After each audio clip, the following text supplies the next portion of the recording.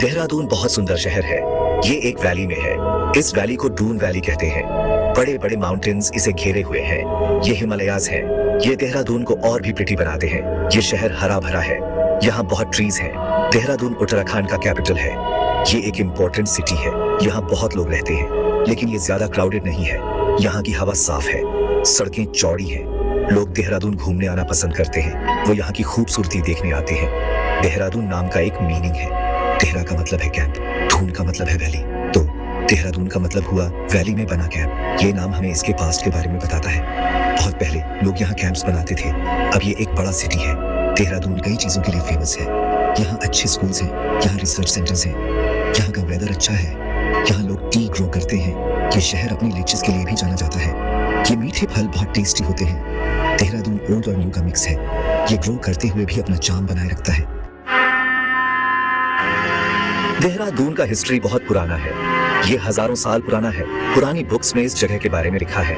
उसे द्रोण नगरी कहा जाता था। ये द्रोण का घर था। द्रोण महाभारत में एक फेमस टीचर थे। देहरादून पर कई राजाओं ने राज किया। सबसे पहले मौर्यस आए, फिर कुशनस आए, उसके बाद गुप्तस ने राज किया। हर किसी ने अपनी छाप छोड़ी। उन्होंने टेम्पल्स और फोर्ट्स बनवाए। इनमें से कुछ आज भी यहाँ हैं। हम उन्हें आज भी देख सकते हैं। 1467 में महमूद तुगलक यहाँ आया। उसने देहरादून पर हमला किया, लेकिन यहाँ के राजाओं ने मुकाबला किया। उन्होंने अपनी जमीन बचाई। ये दिखाता है कि लोग कितने ब्रेव थे। तब भी देहरादून इम्पोर्टेंट था।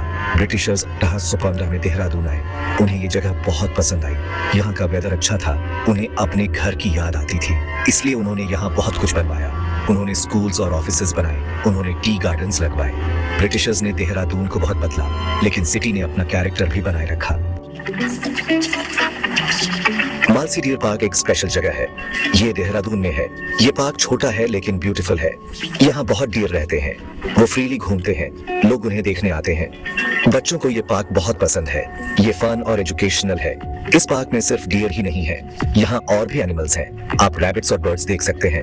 कभी कभी आपको लेपर्ड भी दिख सकता है। ये पार्क इन एनिमल्स का ध्यान रखता है। ये एक छोटे जू जैसा है, लेकिन यहाँ एनिमल्स के पास ज्यादा स्पेस है। सहस्त्रधारा एक और वंडर है। इसका मतलब है हजारों स्प्रिंग्स। ये बहुत ही ब्यूटीफुल जगह है। यहाँ पानी कई जगहों से गिरता है। ये पानी के कर्टन जैसा दिखता है। यहाँ का पानी ठंडा और साफ है। लोग कहते हैं कि इसमें हीलिंग पावर्स हैं। सहस्त्रधारा के आसपास केव्स हैं। ये केव्स बहुत पुरानी और रहस्यमयी हैं। लोग इन्हें एक्सप्लोर करना पसंद करते हैं। यहाँ की हवा फ्रेश होती है। इसमें गीली मिट्टी और प्लांट्स की स्मेल आती है। सहस्त्रधारा एक पीसफुल जगह है। बहुत लोग यहाँ रिलैक्स करने और नेचर एंजॉय करने आते हैं। फॉरेस्ट रिसर्च इंस्टीट्यूट बहुत फेमस है। ये देहरादून में है। ये इंस्टीट्यूट बहुत पुराना है। इसकी शुरुआत 1906 में हुई थी। इसकी बिल्डिंग बहुत ब्यूटीफुल है। ये किसी पैलेस जैसी दिखती है।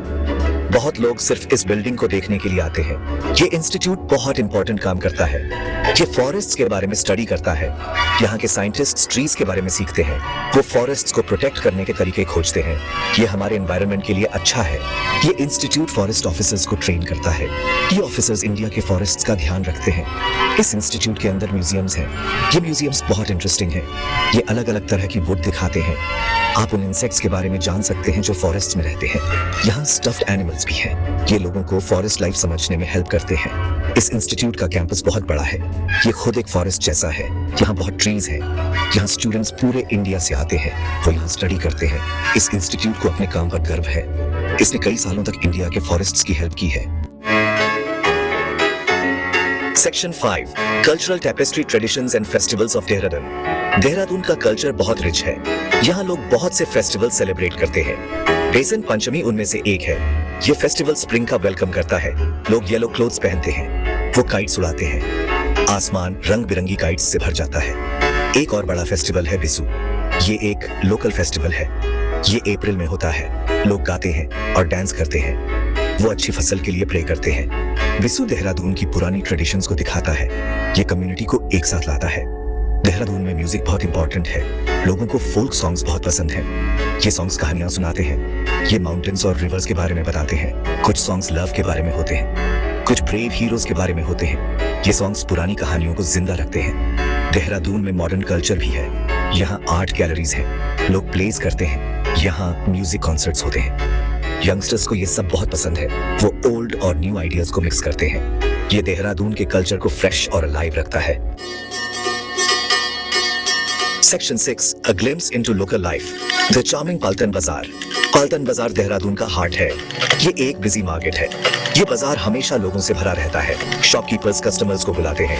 हवा में स्पाइसेस और स्वीट्स की खुशबू आती है। पाल्टन बाजार में आप बहुत चीजें बाय कर सकते हैं। यहाँ क्लोथ्स की शॉप्स हैं। आप यहाँ लोकल हैंडीक्राफ्ट्स पा सकते हैं।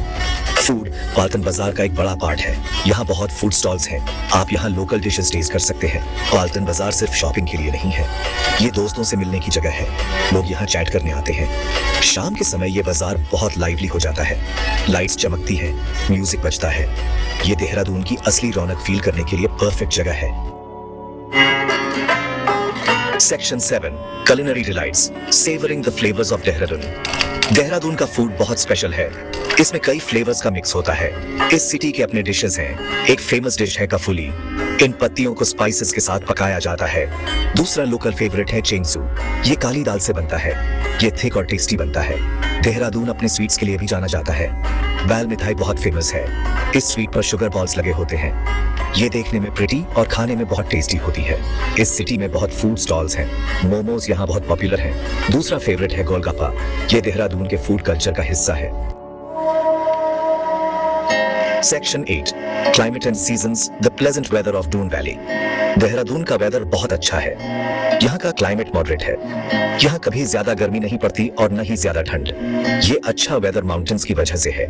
ये सिटी को एक्सट्रीम टेम्परेचर से बचाते हैं। देहरादून में समर प्लेजेंट होता है। ये अप्रैल में स्टार्ट होता है और जून में एंड होता है। दिन गर्म होते हैं लेकिन ज्यादा नहीं। शाम को ठंडक होती है। लोग समर में आउटडोर एक्टिविटीज एंजॉय करते हैं। वो पिकनिक्स पर जाते हैं। बहुत से लोग नियर बाय हिल्स पर जाते हैं। समर के बाद मानसून आता है। जुलाई से सितंबर तक बहुत बारिश होती है। पूरा सिटी हरा भरा हो जाता है। छोटी छोटी स्ट्रीम्स पानी से भर जाती है। हवा फ्रेश और क्लीन होती है, लेकिन कभी कभी बहुत तेज बारिश होती है। इससे प्रॉब्लम्स हो सकती है। देहरादून में विंटर ठंडा होता है। ये नवंबर में स्टार्ट होता है और फरवरी तक रहता है। दिन सनी और प्लेजेंट होते हैं, लेकिन रातें ठंडी हो सकती है। लोग वार्म क्लोथ्स पहनते हैं। वो धूप में बैठना एंजॉय करते हैं। विंटर देहरादून विजिट करने का अच्छा टाइम है। स्नो कैप्ड माउंटेन्स का व्यू बहुत ब्यूटीफुल होता है। Section 9, Adventure Beckons, Trekking and Outdoor Activities. Dehradun adventure lovers के लिए बहुत अच्छा है। ये सिटी बहुत से ट्रैकिंग रूट्स के पास है। लोग यहाँ अपने ट्रैक्स स्टार्ट करने आते हैं। एक फेमस ट्रैक है नैग टिबा का। ये देहरादून के पास सबसे ऊंची पीक है। ये ट्रैक ज्यादा हार्ड नहीं है, बिगिनर्स भी इसे कर सकते हैं। दूसरी पॉपुलर एक्टिविटी है रिवर राफ्टिंग। टर्न्स रिवर इसके लिए अच्छी है। ये देहरादून से करीब 50 किलोमीटर दूर है। इस रिवर में रैपिड्स हैं। ये राफ्टिंग को एक्साइटिंग बनाते हैं। लोग थ्रिल और ब्यूटीफुल व्यूज एंजॉय करते हैं। रॉक क्लाइंबिंग भी यहाँ पॉपुलर है। इसके लिए यहाँ बहुत जगहें हैं। मलदेवता ऐसी ही एक जगह है। यहाँ क्लाइंबिंग के लिए अच्छे रॉक्स हैं। एक्सपर्ट्स यहाँ प्रैक्टिस करने आते हैं। बिगिनर्स गाइड्स से सीख सकते हैं। ये एक फन और चैलेंजिंग स्पोर्ट है। जिन्हें साइकिलिंग पसंद है उनके लिए देहरादून परफेक्ट है। यहाँ बहुत साइकिलिंग ट्रेल्स हैं। कुछ सिटी से होकर जाते हैं, कुछ नियर बाय फॉरेस्ट्स की तरफ जाते हैं। साइकिलिंग एक्सप्लोर करने का एक अच्छा तरीका है। आप उन जगहों को देख सकते हैं जहाँ कार्स नहीं पहुँच सकती। बहुत से लोकल्स रोजाना ट्रैवल के लिए भी साइकिल्स यूज करते हैं। Section 10, Dehradun's future balancing progress and preservation. Dehradun तेजी से ग्रो कर रहा है। नई नई बिल्डिंग्स बन रही हैं, रोड्स चौड़ी हो रही हैं, ज्यादा लोग यहाँ शिफ्ट हो रहे हैं। ये ग्रोथ चेंजेस लाता है।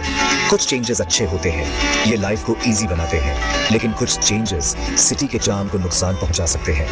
ट्रैफिक बढ़ रहा है, पोल्यूशन हो रहा है, कुछ पुरानी बिल्डिंग्स को हटाया जा रहा है, ग्रीन एरियाज कम होते जा रहे हैं। गवर्नमेंट इन प्रॉब्लम्स को सॉल्व करने की कोशिश कर रही है। देहरादून को एक स्मार्ट सिटी बनाना चाहते हैं। एजुकेशन इंपॉर्टेंट है। ये सिटी एक नॉलेज हब बनना चाहता है। रिसर्च सेंटर्स ग्रो कर रहे हैं। स्टूडेंट्स पूरी दुनिया से आते हैं। ये सिटी को और भी डाइवर्स बनाता है। टूरिज्म पर ध्यान दिया जा रहा है। नेचर को प्रोटेक्ट करना चाहता है। इको फ्रेंडली टूरिज्म प्लान कर रहा है। माउंटेन्स और फॉरेस्ट्स को प्रिजर्व करने में हेल्प मिलेगी। देहरादून का फ्यूचर ब्राइट दिखता है। ग्रोथ और नेचुरल ब्यूटी के बीच बैलेंस बनाना होगा। यही बैलेंस देहरादून को स्पेशल बनाए रखेगा।